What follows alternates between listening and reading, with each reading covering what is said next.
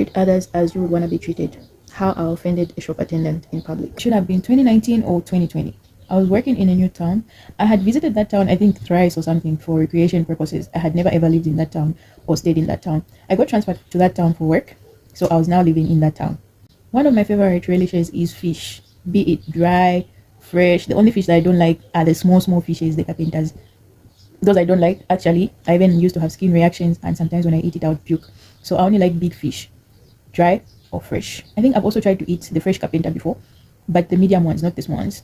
Those I think I used to manage, although I don't really like them as well. I was craving dry fish, and mostly when I cook dry fish, I like to make it hot. Like, I like to put chilies in it and all that. So that's what I was craving. I was like, yo, I need to eat dry fish. Hot dry fish. I did manage to buy this dry fish, but I didn't have a brush. A brush, you said?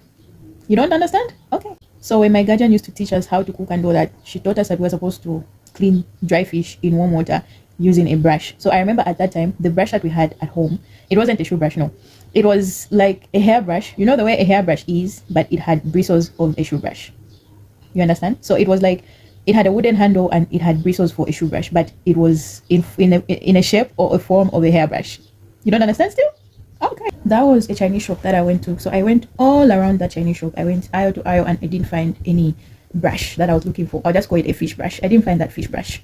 And I couldn't buy a shoe brush. It wasn't going to make sense. You know, even if you're living alone, if you're like well disciplined, you wouldn't really use anything for anything. You need that specific thing to use it for that thing that you need it for, right? For example, most especially for us women, a woman, even if she's living alone, she wouldn't use wash soap meant for washing clothes, to wash dishes.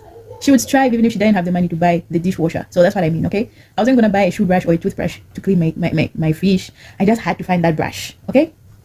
I confronted this shop attendant. It was a guy, and I was like, do you have, you know, those brushes? I don't know how to describe it to you, but I'm sure your mama taught you, so you're gonna know which brush I'm talking about. Do you have those brushes that you use to clean fish? The guy looked puzzled, and one thing that I didn't understand is that we are not always the same. So what I'm talking about, you wouldn't know what I mean, right? The guy responds and he's like, I don't have a mother. My mom passed away a long time ago. I was like, oh my gosh, awkward. Well, I am an empath, and I don't only feel for people because I'm an empath, but if you are a sensible person, you would feel, you know, sympathy and empathy for somebody. So I felt so bad. I was like, oh my God, me in my mouth. So I was like, oh my goodness, I am so sorry. I'm so sorry that I don't even know like why I had to say something like that. But in my head, I was also like, dude, I also don't have a mother. Why are you taking this so sensitively? You know, when someone says something to me, I don't normally like get offended. And I'm like, why would you say something like that to me? I don't have a mother. But I understood him anyway. I understood him because I thought, you know, maybe he lost his mom like recently. Whilst I lost my mom like years back. So I understood him and I felt bad genuinely. So I apologized. I was like, oh my goodness, I'm so sorry. Forgive me for saying that. I don't even know why I had to mention something like that. And I went on to say, the brush I'm looking for, I described it to him. It looks, you know, like a hairbrush, but it's wooden and it has bristles. Do you have something like that? And I was like, no, we don't, but we have something that you're describing, but the whole entire thing is made of plastic and of wood.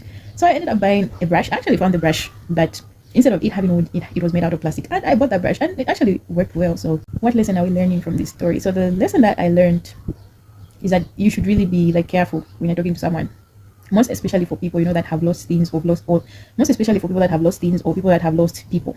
Because we human beings, we mostly think just because you have everything, everybody has everything. And also the opposite, most of us who've lost a lot of things, we always think other people don't have those things. So be careful out there as you're conversing with someone. Don't just blabber your mouth anyhow. Be careful to always filter and think about something before you spit it out. I've had so many moments where somebody would ask me something and after they find out I don't have that thing, and then they would go on and not, you know, have any emotion towards it. And I'll give you an example of someone who asked me something about my mom, and I told them my mom passed away, and then they went on to ask me insensitive questions, and I told them those questions they're asking me are very sensitive. Can we please drop this topic? And this person goes on to say those questions are not sensitive.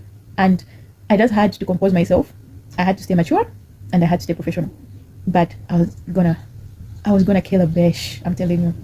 If it were up to me, because I feel like everything is up to you.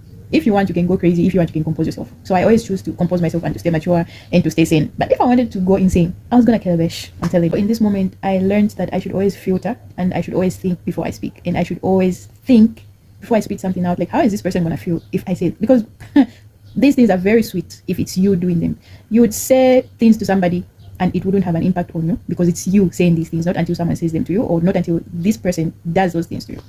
So treat others as you would want to be treated, and do things to others as you would want them to do them to you. Okay, bye.